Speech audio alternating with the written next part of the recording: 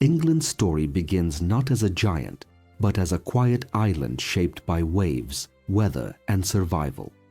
Long before it ruled the world, England was a land of tribes, forests, and early settlements, invaded and reshaped by Romans who built roads, cities, and the idea of order. When Rome fell, new invaders came: Anglo-Saxons, Vikings, and Normans, each leaving language, law, and blood behind. By the Middle Ages, England had become a kingdom defined by castles, kings, and constant struggle for power, both at home and abroad.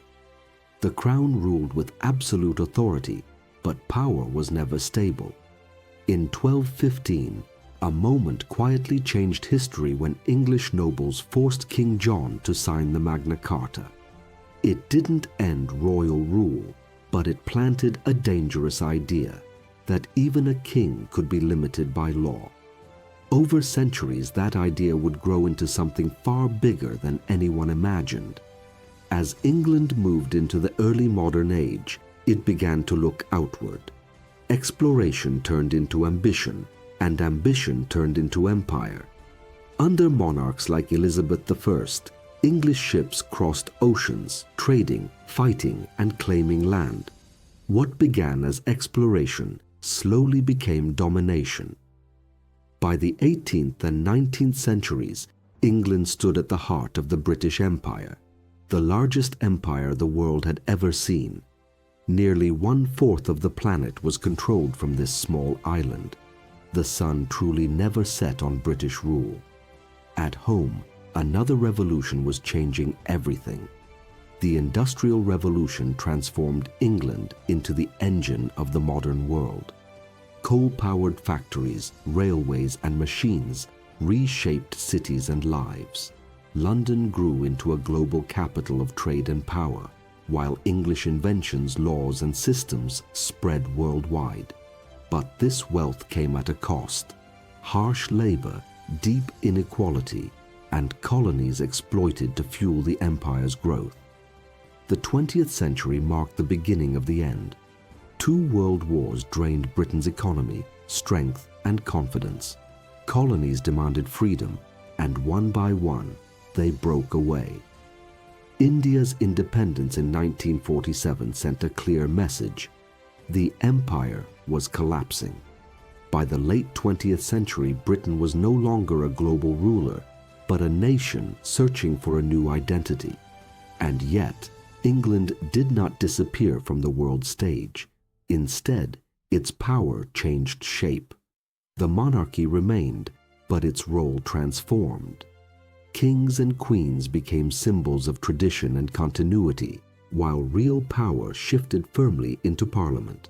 Democracy, debate, and institutions replaced royal commands. England no longer ruled by force, but by influence. London reinvented itself. From the ashes of war, it rose as one of the world's most powerful financial centers. Banks, stock markets, global corporations, and investment networks made the city a heartbeat of international finance. Decisions made in London continued to affect economies across continents, not through empire, but through money and markets. England's greatest legacy, however, was invisible. The English language became the world's shared tongue. From business and aviation to science, entertainment, and the internet, English connected nations. British culture spread globally: music, films, television, and especially football. The Premier League became one of the most watched sports leagues on earth, turning clubs into global brands. In the 21st century, England faced new challenges. Brexit reshaped its relationship with Europe, forcing the nation to redefine its place in a changing world. Immigration, technology, and global competition tested its institutions. Yet England adapted again, investing in innovation, education, diplomacy, and soft power. By 2026, England stands as a country transformed. No longer an empire, no longer a conqueror, but still deeply influential.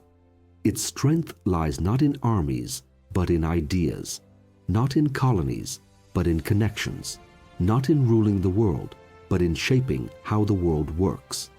England's journey from empire to influence is not a story of loss, it is a story of evolution.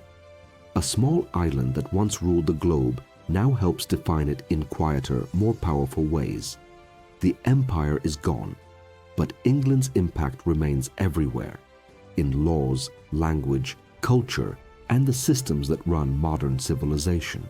This is England, then and now.